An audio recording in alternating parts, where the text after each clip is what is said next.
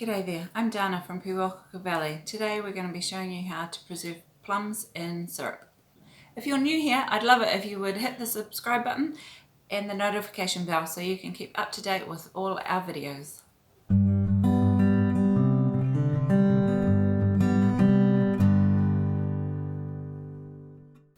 Now, when you're canning plums, you can choose whether you want to peel them or not peel them. This is the same with any other stone fruit.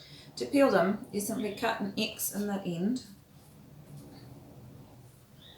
with a clean knife, an X in the end like this, and then pop them in a bowl and fill it up with boiling water and leave them there for a couple of minutes.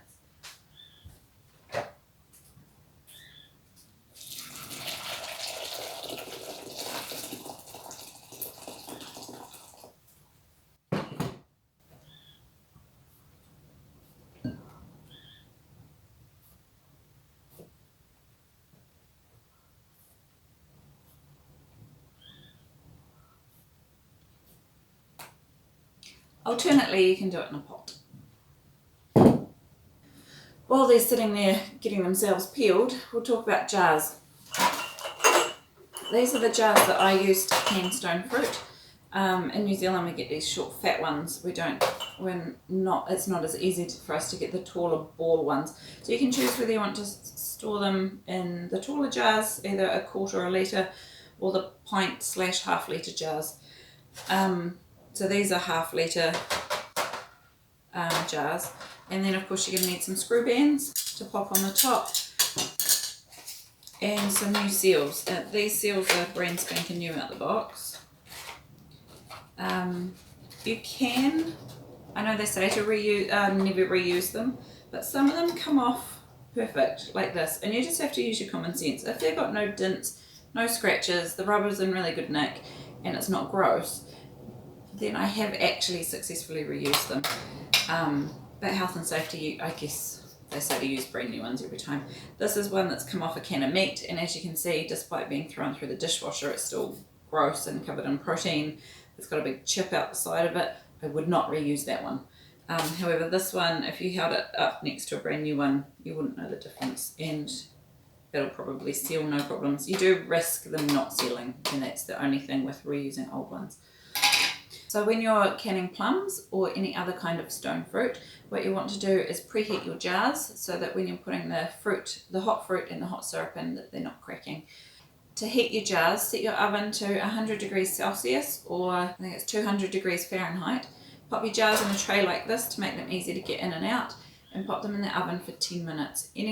Too much longer and they'll superheat, and when you tip your syrup in, they'll boil over. And if it's not hot enough, or for long enough, they won't get hot enough and they may still crack. Because we're canning in a hot mixture, we're going to need hot jars. So to do that, you pop your oven onto either 200 Fahrenheit or 100 degrees Celsius.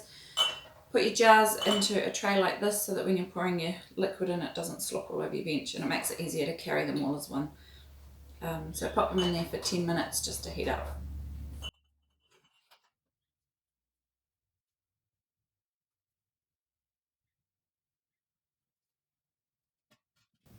When we're finished preserving we're going to water bath them.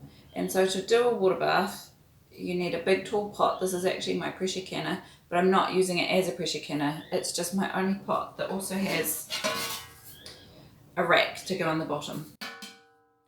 You can just use a normal tall stock pot or a soup pot, and you can get round baking racks that will fit in the middle of there. Otherwise, you can buy a proper water bath with a lift-in rack. I don't have one of those, so I'm just going to use this. It's my biggest pot I have. Now, to water bath hot cans of food, what you want to do is get this pot with some water in it, and you need to turn it on so that it's getting hot as well. Not necessarily boiling, but definitely hot. And what you want is your jar to sit with an inch of water on top, or 2.5 centimetres above that. So, but remember, when you put your jars in, of course the water level is going to go up. So I usually aim for just shy of the height of the jar of water, and we'll get that on heating.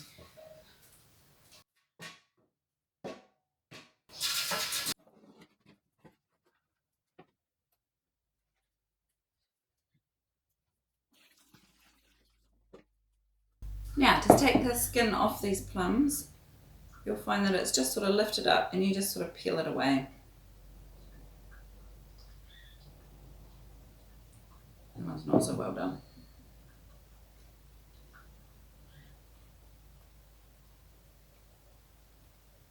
So you see it does, if you leave it long enough, I haven't quite left it long enough, the skin does come off. However, I tend to can them with the skins on because extra fibre, right?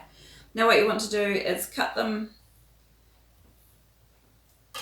You can twist them and see that get that stone out. Different varieties, the stones come out easier than others. You can either do them halves, quarters, however you want them to do.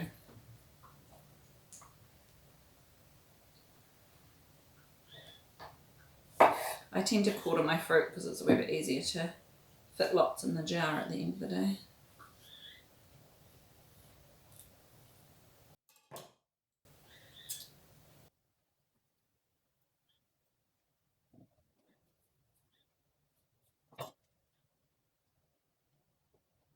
Our plum trees are yet to actually make plums, and it's been a really bad year for local plums, so I couldn't get any free bags of plums, so these are ones I've had to buy from the store, so hence just doing a few of them.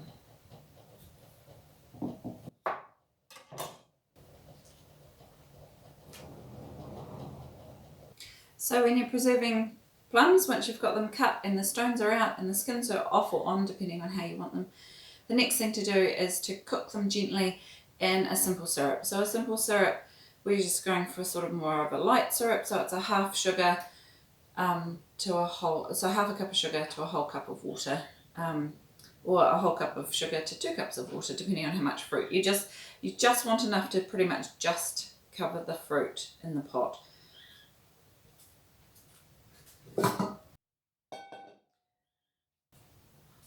So what I tend to do is put the fruit in the pot first,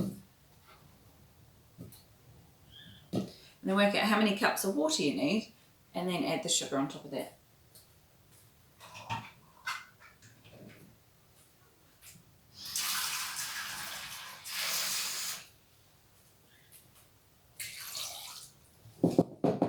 So for this setup, 1 cup of water is perfect.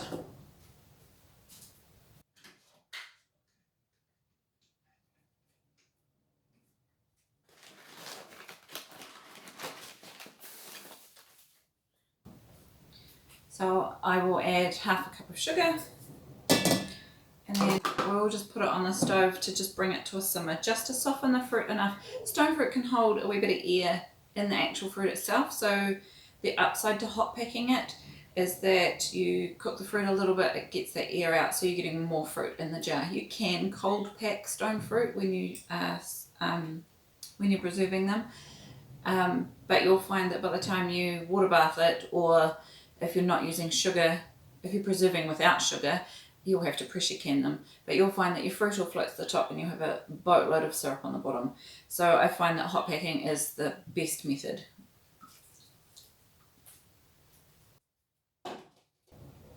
Right, now my plums have been boiling just enough to get them soft, and actually the skins are lifting off quite easily if you wanted to go around and fluff around and peel them.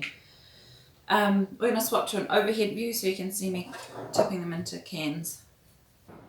Right, hopefully this will work. We've got a pot of plums there ready, and it has kindly burnt a spot on my chopping board there.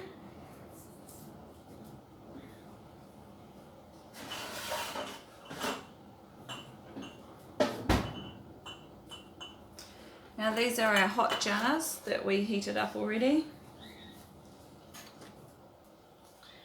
Now there's a few other bits of equipment that are really helpful. This is a nice wide neck funnel which helps you not throw the stuff everywhere. A slotted spoon is always helpful for scooping out the fruit and not too much syrup, and then at the end a ladle tipping it in.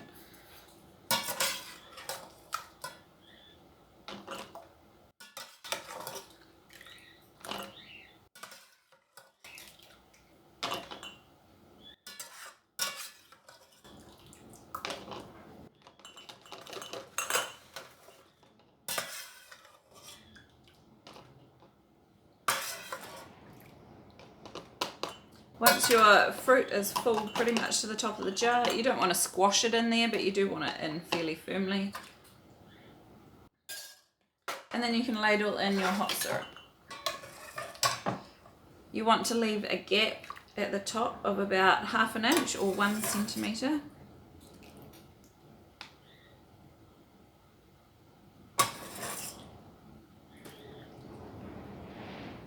And just watch out, that syrup is extremely hot.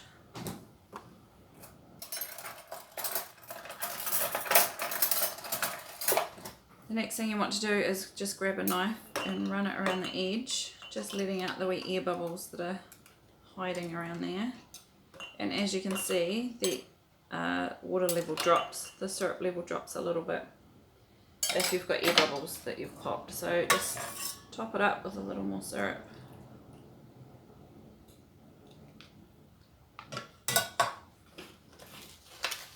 And then you just need your new seal, pop that on top and get a band.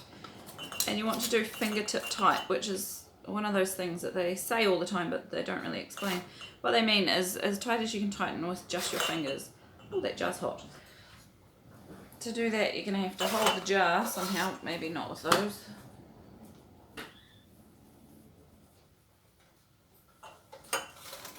And just gently tighten it like that. You don't want to get in there and screw it too tight, just tight enough like that. And once you've got them all jarred up like this, you can pop them into your water bath for 20 minutes. If you're doing the bigger jars, you want to pop them in for 1/2 hour. This is my water bath. You'll have to excuse the colour of the inside of the pot. That's just from many years of pressure canning things and it's stained the aluminium. Now just be careful when you're lowering your things in your water bath because that water in there will be hot, but you don't really want to drop the jars either.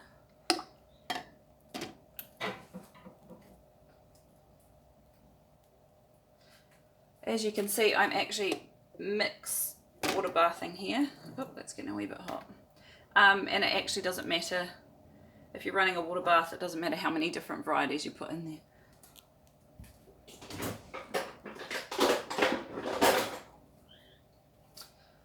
This little gadget can be quite helpful getting your jars in. However, as you can see, they don't quite fit these fat neck jars very well.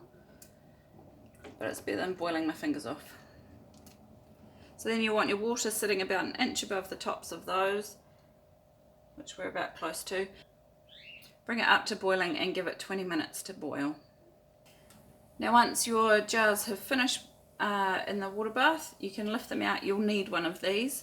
Otherwise you can just wait until the water cools down and then lift them out.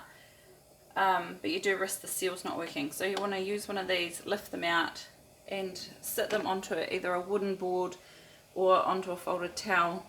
You don't want to shock the glass by putting them onto something really cold. Right, once your jars are cold, you can tell that the seal has worked because the top has sunk down, and you can take off your screw band and it stays on. These will store almost indefinitely as they are. Ideally you'd use them within a year. Best stored somewhere cool and dark. I have a cupboard in the hallway that I keep all mine in. And to open them, you just need to jimmy the side open with a knife. Or you can use like a bottle opener, but they will pop a hole in your top more often than not and ruin those. I just tend to jimmy them off. I hope you found this video really helpful. If you have, please hit the like button down below and consider subscribing to this channel. If you have any questions, please leave them in the comments below and I'll do my best to answer them. If you want to see more from us, check out our blog. The link is down in the description. See you in the next video.